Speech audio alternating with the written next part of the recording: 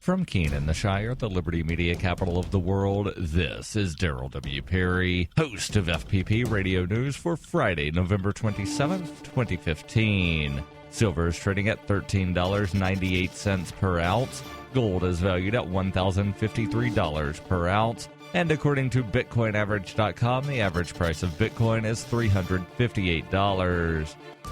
Antiwar.com reports, following French President François Hollande's high-profile meeting with Vladimir Putin, Russia and France have announced they will engage in increasing cooperation against the Islamic State inside of Syria and will increase intelligence sharing on potential targets. Since the attacks in Paris by the Islamic State, France has been pushing for increased cooperation between the U.S.-led coalition they are part of and Russia on the fighting, though U.S. officials have been warning Hollande against letting cooperation on the Islamic State get in the way of the ongoing anti-Russia crackdown in Eastern Europe. Still, Russia has indicated openness to working together on the Islamic State from the start, and Putin insists that he still is, despite Turkey destroying one of their bombers earlier this week, a move which greatly increased Russia-NATO tensions. Hollande and Putin did, however, disagree on the future of Syrian President Bashar Assad, with Hollande insisting he has to immediately leave power, and Putin insisting the post-Syrian president is entirely up to the Syrian people.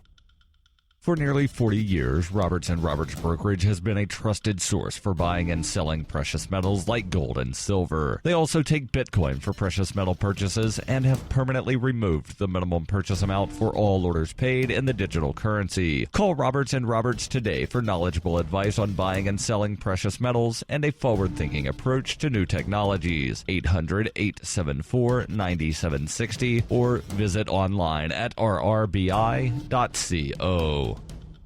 UPI reports leaders at the United States Military Academy announced pillow fights have been banned in response to the bloody pillow melee that left some 30 freshman cadets injured at West Point in August. The annual pillow fight has long been a tradition at the school as a way for plebes, or first-year students, to bond after intense summer training, but 3 months ago the tradition went awry after several cadets put hard objects, including helmets, into their pillowcases for the fight. At least 24 people were left with concussions. One person was knocked unconscious. Academy Superintendent Lieutenant General Robert Caslin said the incident showed that such unprofessional spirit events have no place in the future of the Academy or in the development of the Army's next generation of leaders. Other officials at the school said the pillow fight was not an officially sanctioned event, nor was it based on any long-standing tradition.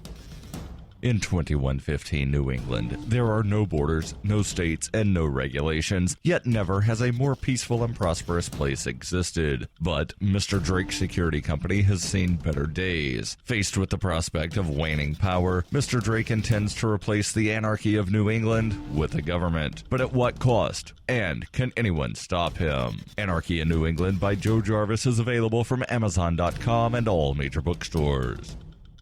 Reuters reports retailers across the United States offered early Black Friday discounts to lure bargain hunters on Thanksgiving Eve, but initial checks showed crowds in brick-and-mortar stores were subdued even as online sales jumped. Craig Johnson, president of the Consumer Growth Partners, said it's still early and from what we're seeing so far the crowds are good but not great. The retail consultancy has 18 members studying consumer traffic in different parts of the country. However, many stores were packed. At Toys R Us in New York's Times Square, a line of about 200 shoppers hemmed in by barricades stretched to the corner of 45th Street and towards 6th Avenue, where the Macy's Thanksgiving Day Parade had just ended a few hours earlier. The first shoppers through the door cheered as they were greeted by store employees donning Santa hats. The rush on the night of the U.S. holiday, a month before Christmas, reflects the new normal in the United States for holiday shopping, which was traditionally kicked off the next day, Black Friday. In an effort to attract the most eager holiday shoppers and fend off competition from Amazon.com, U.S. retailers have increasingly extended their holiday deals by opening stores on the evening of Thanksgiving. This hurt customer turnout on Black Friday last year, a trend analysts and consultants expect will repeat this year. Shoppers in the United States spent more than $1 billion online, 22% more than last year, between midnight and 5 p.m. Eastern on Thursday, according to the Adobe Digital Index, which tracked 100 million visits to 4,500 U.S. retail sites.